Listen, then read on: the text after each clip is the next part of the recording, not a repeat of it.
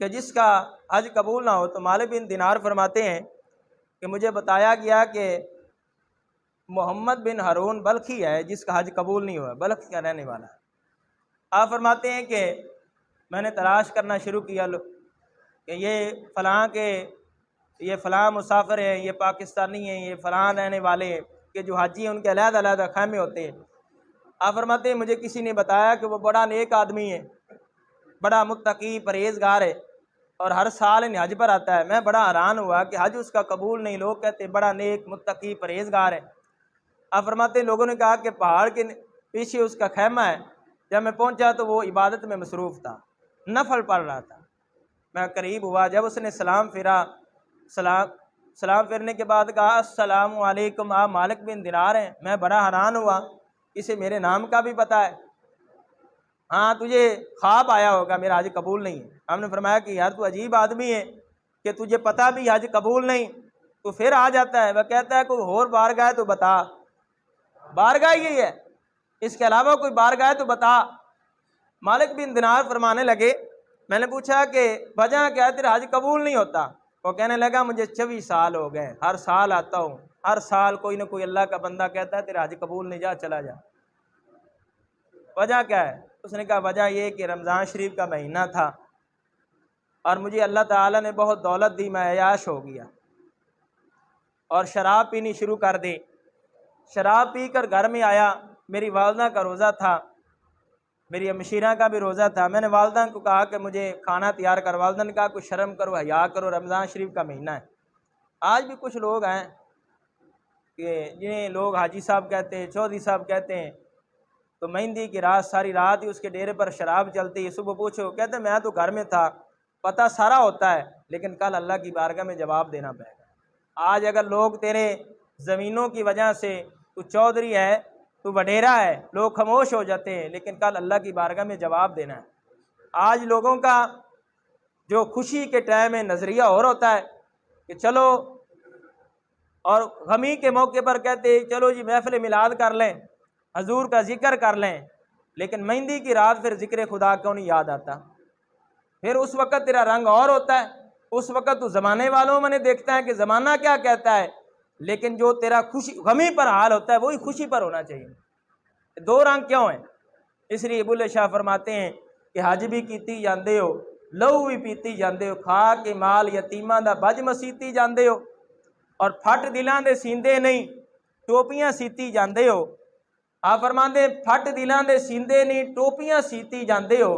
پھر فرمایا کہ چھری نہ پھیری نفساں تے دمبے کیتی جاندے ہو، فرض بلائی بیٹھے ہو، نفلاں نیتی جاندے ہو، ذرا بلے شاہ نوں دسو صحیح جی کی کیتی جاندے ہو۔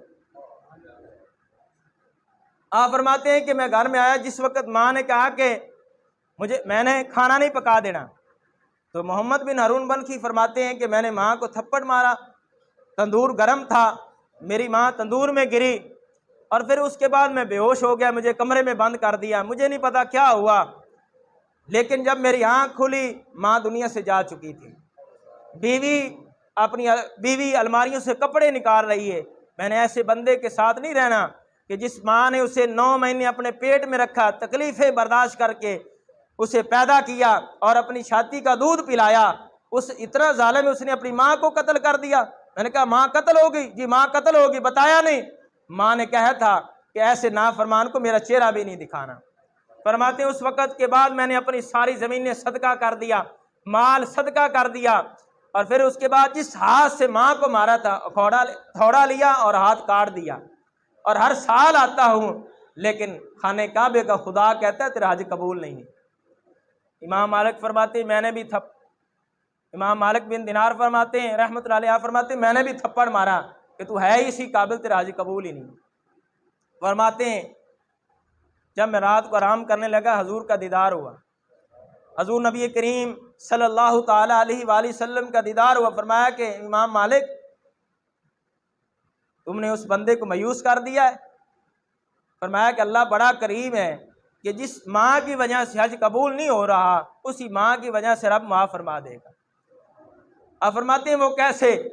حضور نبی کریم صلی اللہ تعالی علیہ وآلہ وسلم نے ارشاد فرمایا کل قیامت کے دن ہوگا ماں اللہ کی بارگاہ میں مقدمہ پیش کرے گی، ماں کہے گی یا اللہ یہ وہ ہے جس کو میں نے 9 مہینے اپنے پیٹ میں اٹھایا، تکلیفیں برداشت کی، اسے پالا، اس نے مجھے اپنے ہاتھوں سے قتل کر دیا، اپنے ہاتھوں سے جلا دیا، اسے جہنم میں اسے عذاب دیا جائے۔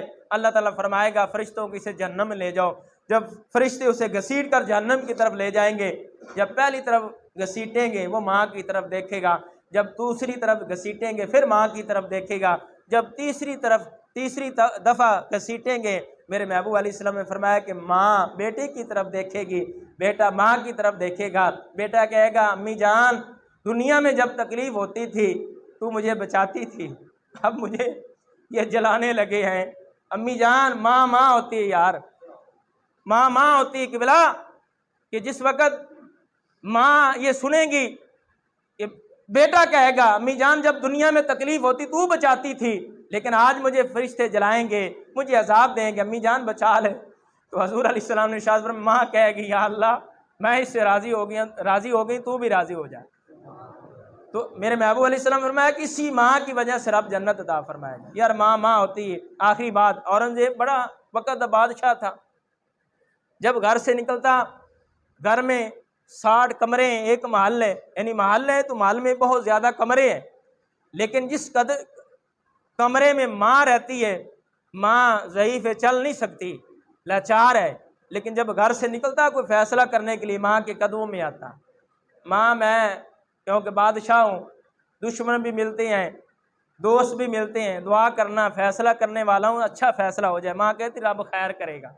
اسی طریقے سلسلہ چلتا، لیکن جب گھر سے نکلتا تو ماں سے ملتا، جب گھر میں یعنی محل میں داخل ہوتا تو ماں کے قدموں میں آتا۔ ایک وقت آیا ماں دنیا سے چلی گئی، کسی نے دیکھا کہ جناب اورنگزیب جس وقت بھی دیکھیں اورنگزیب رو رہا ہے۔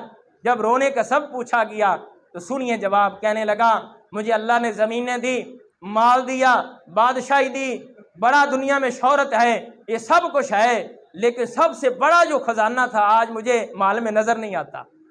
لوگوں نے کہا کہ آپ کے پاس سونا ہے، چاندی ہے، ہیرے ہیں، اتنے بڑے غلام ہیں، نوکر چاکر ہیں، وہ کون سی قیمتی چیز ہے جو اللہ نے آپ کو نہیں دی؟ فرمایا کہ ایک ماں تھی، لیکن آج ماں دنیا سے چلی گئی ہے، اگرچہ یہ مال خزانوں سے بھرا ہوا ہے لیکن آج مجھے خالی نظر آ رہا ہے۔